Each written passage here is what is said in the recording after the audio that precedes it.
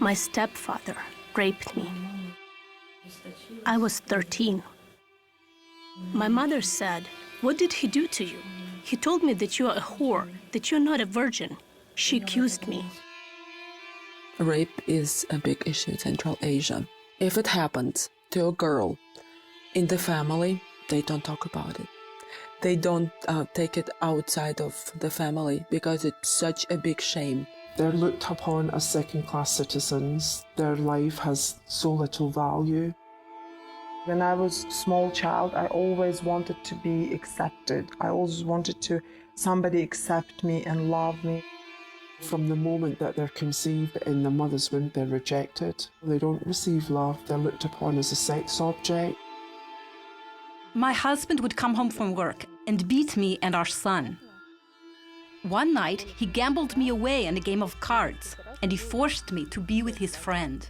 If you say someone, my husband beats me, that will not surprise. It's normal. In 2003, that essentially 95 to 98% of the families throughout Central Asia experienced violence in the home. At the age of 14, I wanted to commit suicide because the things that I saw. In the culture of Central Asia, you don't talk about problems. You don't talk about bad things that happen to you. You keep them hidden. So it's so easy to become a mistress. It's so easy to go into another country and do strip dancing or prostitution. They're groomed for prostitution. They're groomed for trafficking through abuse. A lot of parents will knowingly sell their girls into prostitution to help them make money because that's all that girls are valuable for.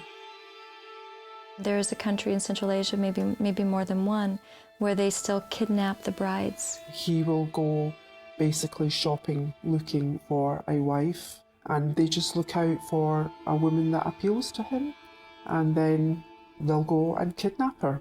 She becomes their bride by force. She's not going to be accepted by anybody else. Her family will pressure her. She has to marry that man. Girls are looking for ways of escape. They burn themselves, set themselves on fire. If they lose their beauty, their husbands won't touch them anymore. So it's worth it to them. There are a lot of women in our country that are afraid to tell the truth.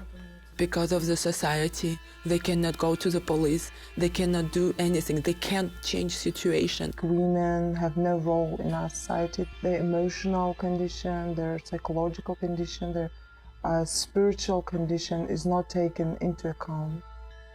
As long as abuse continues and is just swept under the rug and is not talked about, then the cycle will continue. We've got to do something to help these women. We need to find every way in which we can encourage them.